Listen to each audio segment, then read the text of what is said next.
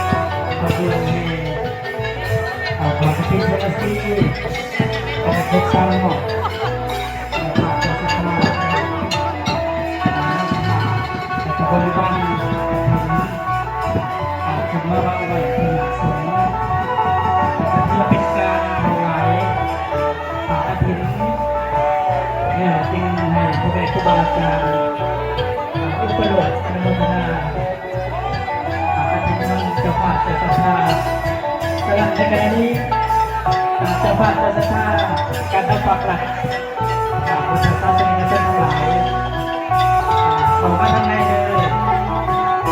จากเจ้าภาพตกแต่งเครื่องกินกัน